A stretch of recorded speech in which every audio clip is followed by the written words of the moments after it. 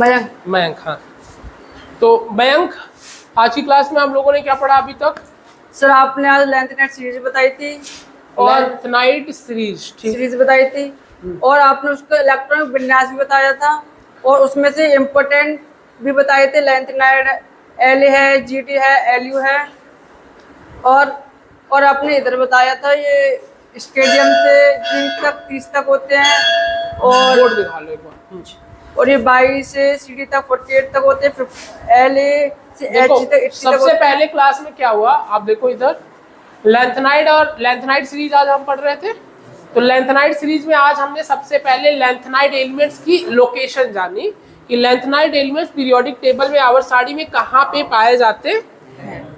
कहीं पे डाउट हो तो तुरंत बोल देना किसी को।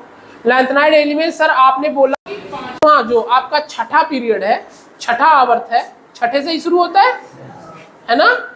चौथे से आपका 3D, पांचवें में 4D और छठे में 5D। लेकिन 5D के जस्ट पहले 4F की इन्वॉल्वमेंट आती है ना। तो आप छठे आवर्त में 4F के एलिमेंट्स पाए जाते हैं। आपने उनकी लोकेशन समझाई, उसको समझाने के लिए थोड़ा सा आवर्त सारणी का भी सहायता लिया, कहाँ पे क्या भरा जाता है।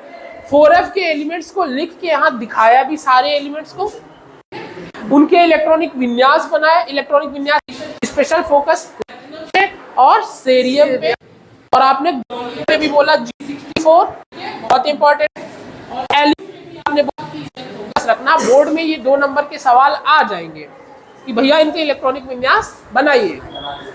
आता है, हर साल आता है, ठीक है। तो आपको क्या करना है, आपको सबसे पहले इनके इलेक्ट्रॉनिक विन्यास बड़ी सावधानी से तुमने बनाया कि किसमें F7 है, किसमें D1 है, D2 क्या किसी में है, D1 बस 2-3 जगह पे आया, LA, CE और GD, और नीचे भी आया एक है कि नहीं, बिल्कुल लास्ट LU, सबसे लास्ट LU। इसके बाद हाफनियम आपने बोला D2, इसके बाद D2, D3, D4, D5, D6, D7, D8, D9, D10 mercury तक हम पहुंच गए। तो आप सबसे पहले क्या बोला, इलेक्ट्रॉनिक विन्यास। इलेक्ट्रॉनिक विन्यास से 2 नंबर का सवाल आना है, इसलिए स्पेशल फोकस करना है। किताब से जाके देख लेना, एनसीईआरटी से जाके देख लेना, मैंने जो लिखवाया है उन्हें तो देखना ही है। आगे बताओ क्या पढ़ा है फिर। आपने जेड इफेक्टिव के बारे में बताया था। इसके बाद अगला सवाल हमारा उठा था कि लेंथ नाइट में अगला जो डिस्कशन था that was related to lanthanide संकुचन। लेंथ नाइट संकुचन कि जिरकोनियम और हाफनियम की साइज बराबर क्यों होती है। वैसे ये बढ़ना चाहिए था बट इनकी साइज, इनकी त्रिज्या बराबर क्यों है, उसका डिस्कशन किया। टर्म क्या सिखाया, लेंथ नाइट संकुचन।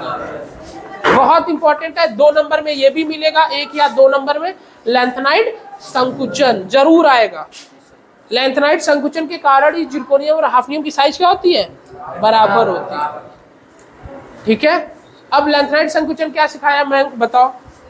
लेंथ नाइट संकुचन बताया था आपने, जब 5th आवर्त से 6th आवर्त भरे जाते हैं तो 4F14 कम 4F14 इलेक्ट्रॉन्स भरे जाते हैं, ठीक, जिनकी शिल्डिंग इफेक्ट होती है, कमजोर होती है ना। तुम बताओ इस चीज को, मुझे सब लोग याद रखना इस चीज को।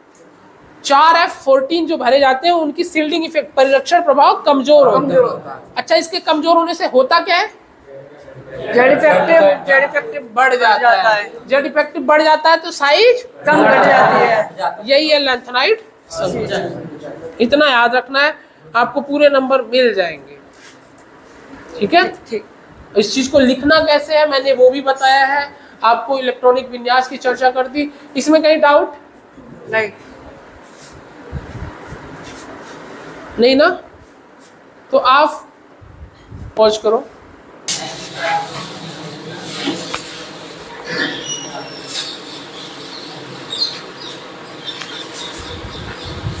क्या पढ़ रहा, इंग्लिश, ठीक है।